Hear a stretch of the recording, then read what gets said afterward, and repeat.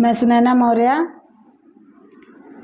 एक सोहर गाने जा रही हूँ। मेरा नाती हुआ है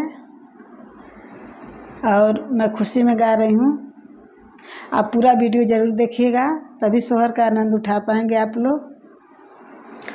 भादो करन आंधी अरिया घुमारी दैवा बरिस घुमारी दैवा बरिस लहो रामा देवकी के हाथे हाथ कड़िया राम जी का सुमिरे लिहो।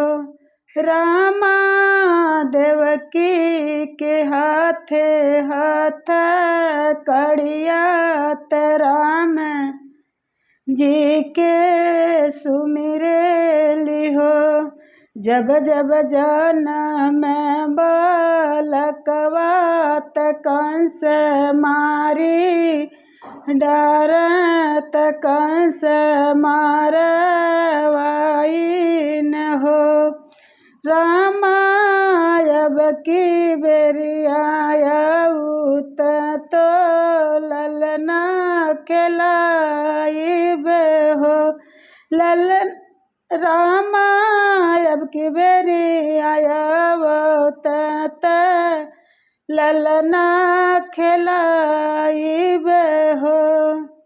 खुल गए हाथ हाथ कड़िया पाँव की जंजीरिया न हो। खुल गए हाथ हाथ कड़िया पाँव की जंजीरिया न हो। रामा सोए गए पहरेदार पही हरि जन में हो। रामा सोई गए पहरेदार पही हरि जन में हो। तुहरो दुख हम काटब सुनो पिता माता जी हो। तुहरो दुख हम काटब सुनो माता पिता जी हो। रामा जल्दी से गोकुल पहुँचव जसोदा के गोदिया में हो। रामा जल्दी से गोकुल पहुँचव यशोदा के गोदिया में हो। उतयक जनम भवानी उठाई ले आव उठाई ले आव हो। रामा कंस के सौंपी भवानी बचाई हमके रखऊ हो।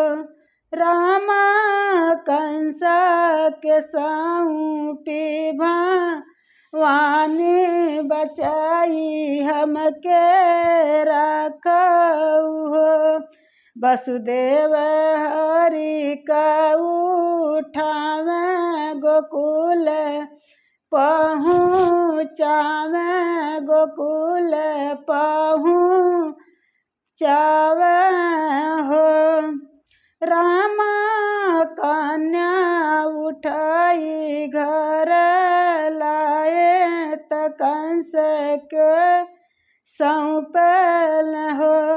रामा कन्या उठाई घर लाए तो कंस के सौंपल हो। गोकुल में जनम कान्हैया बधैया घर घर बाज बधैया घर घर बाज हो। रामा प्रेम मगन हो गु जरिया तनित गावे मंगल हो।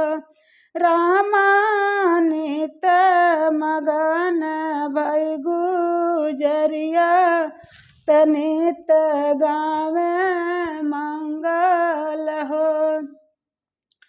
सोहर कैसा लगा आप लोग ज़रूर बताइएगा। वीडियो देखने के लिए धन्यवाद।